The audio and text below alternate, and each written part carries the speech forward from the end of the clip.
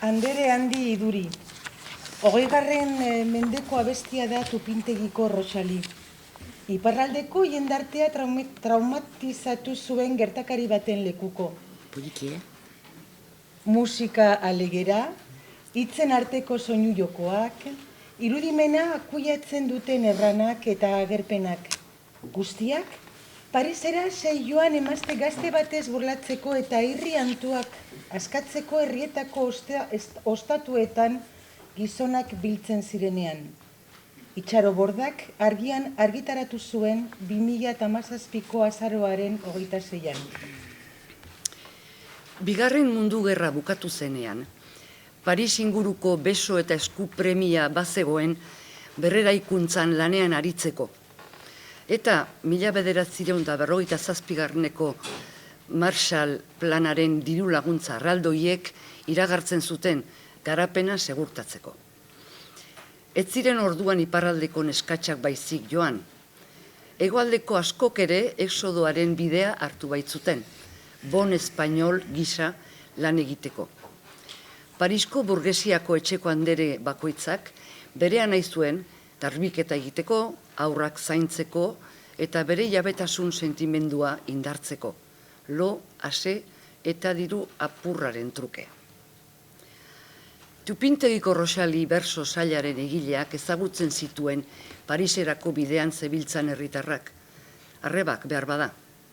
Egilea nabarmenki gizonezkoa dela azaltzen dutelako kopla hauek. Gizonek zituzten denboraietan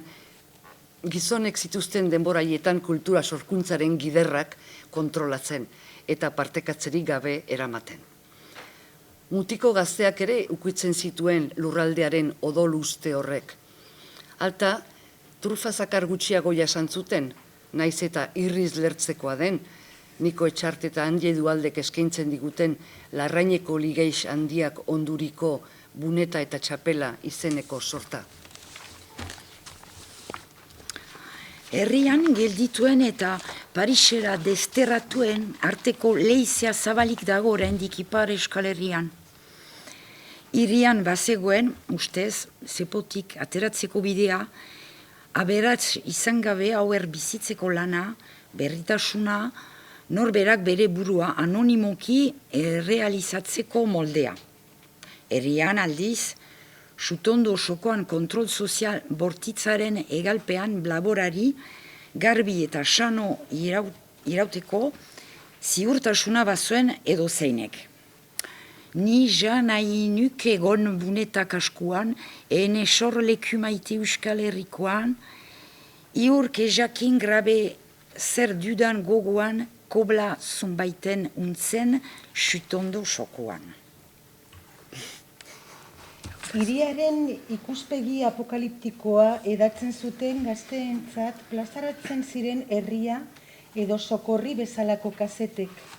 Neskentzat bereziki galeko amorala zan, etxeko jaunen umeak funtzionario bihurtzen ziren, beraz alferrak. Gure mundu nekazaletan gaur arte irauten duen sinestea. Laborantzaren alorra erabat aldatzen ari zan, mekanizatzen. Eta herriak desertatzen. Elizak, emazteen partitzeak eragiten zukeen drama biguntzea zuen helburu, sarkasmoa eta trufa erabiliz. Nesken hezkuntzan sartzen zen adibidez 1952an Piagez Narbaitzek plazaratu Katialinen gogoetak liburua, elkarrek argitaratutakoa 1989. Haren eskutik daukagu alaber xaramela bilduma, 1951koa, belaunaldi, emendatzen doana. Oroz bat, neorketzuen Parisko Lili Roxali bat bilakatu behar, emazte gurbila eta prestuaren ordez. Parisko Lili Roxali, bai frantximan, bai tesoli. Ez daki guztu zen, nork izkiriatu zituen Tupintegiko Roxali titulua duten kopla hauek. Letrak berriak ziren, bai eta melodia ere antza. Amak kantatzen zituen Parisen sei zegoela ikasirik. Beraz, 1950 urtean jadanik famatuak ziren. Pentsatzen alda Euskalduna, 1954 arte, edo herriako apez idazle baten lumatik isuri obra dela. Hala uste dut behintzat, noizbait, nunbait, iturralde izengoitiaz orniturik ikusi nuelako. Eta hori, Pierre Lafitten bigarren deitura zen, pseudonimo giza baliatzen zuena artetarik. Funtsean, testuaren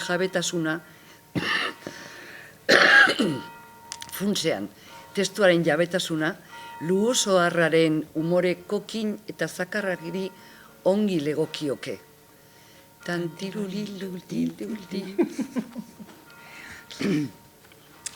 Emazteen desterratzea eta euskarari uko egitea, parez joa zen bertsoleariaren mi puntan Parisek mamu erraldoiaren papera betetzen zuelarik. Emakumeen bizkar jarri zuen iparraldeko apezkaraziak, notableek eta etxeko jaunek ere ondorioz, euskararen galtzearen zama. Txupitegiko Roxali ospetsuan ugariak dira lotura horren zantzuak. Arrunt kaskoin, ez dira bonjour deneri, harri eskuari ez aski, bainan frantsesa balaki, ago eskaldun Roxali. Ikusten da halaber, bi mundu gerren garaitik ona, euskara nola fetixitzatua izan zen.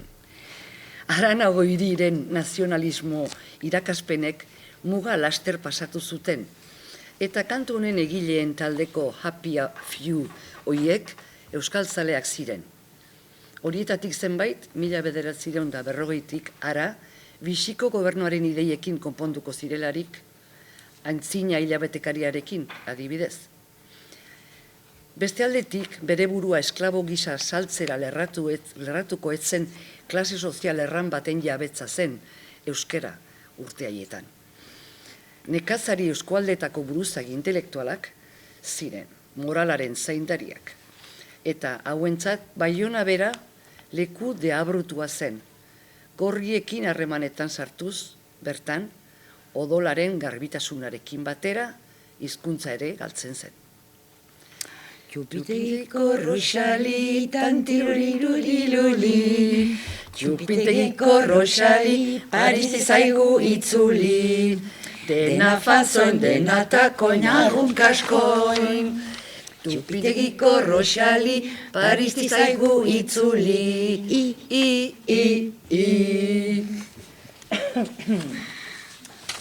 Rosaliren sortetxearen izenetik beretik izurtzen da kantuaren egilearen ironia soziala. Tupinak frankotan lurrez dira, ez urrez, aulak, auskorrak, beraien xabelantuekin nahikoa barregarriak. Tupintegian, urgoio jasan ezin zerbait bazegoela nabaritzen da bertso hauetan. Jasan ezina, egiazki aberatsa eta puxanta den auzoarentzat bistakoa denez. Andere handi iduri, tantiruriruri, andere handi iduri, ez dio bonjour deneri, ezpain gorri ile hori begizuri, andere handi iduri, ez dio bonjour deneri, Nik abesten badet zuek posible dezute, Denak daukazue. Hemen agertzen da klase mespretsuaren eta genero apalestearen arteko gurutzegunea. Makilatzen zen emaztea, frantsesa trabukatzen balin bazuen gainera, prostituta itxuraren ezaugarriez apaintzen du olerkariak. Rosaliren kaltetan, irri egin araztea xede duelarik konsonante ezberdinak uztartuz, tantirurituri eta i soinuek erakusten diguten bezala. Karrikan txutxutibilki, tantikukikutikuki, karrikan txutxutibilki, hai espantuka badaki, luxe, me, aitelele. Karrikan txutxutibilki, hai espantuka badaki,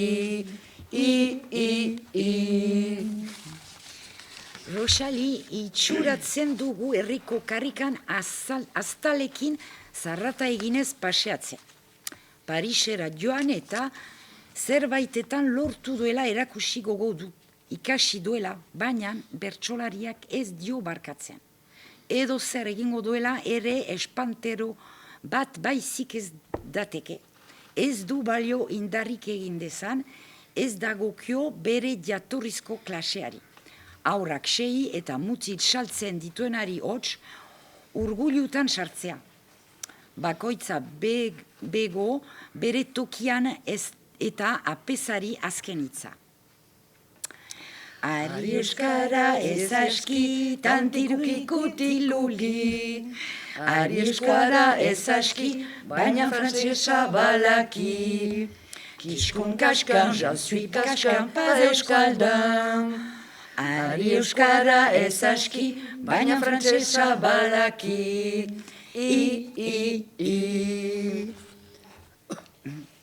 Desafioz bezala, Rosalik bere euskaldun hortasuna aukatzen du, jansui kaskan auskatzen duelarik. Edo kantaren egilearen fantasma da. Frantsesa lardazkatzen duelako, utxen beldurrik gabe, uste du euskara baztertzen duela, biak batera ez direlako bizitzen ahal. 14 gerratik itzuli ziren soldaduei kasik gauza bera leporatu zitzaien. Larriki kolpatuak izateaz gain, abestentzan euskera antzi eta frantsesa ez zutela ikasi. Baina, tupintegiko Rosalik euskaldun geratzeko aukera zeukan, egilearen gomendioak jarraitzen baldin bazituen. Parisko rili Rosali, tantiluli-luli-luli. Parisko rili Rosali, bai frantximait baite xoli. Utzan moda, utzan tinta, ai potreta. Parisko rili Rosali, ago euskaldun Rosali. Emazte eta ederki ezkondurik etxeko andere plantakoa bilakatzeko bidea seinalatzen zion kantariak azken koplan. Makilatzea eta diziratsuki janzteari muzin egin eta euskaldunagoa agertuz. Orokorrean gaur egun ere, euskaldun emakumeak ez dira baita espada pampos jartzen. Alderantziz, euskaldun izaeraren arropa kodea nahiko homogeneoa da. Kolori ilunak, lemak kamisetetan, bilo mozturak zorrotzak, bersolariak Rosalirentzat finkatu ereduak barneratu zituen emazte belaunaldiek gaurko egunera arte. Gutariko Franco, Rosali horien aurrotzak gara.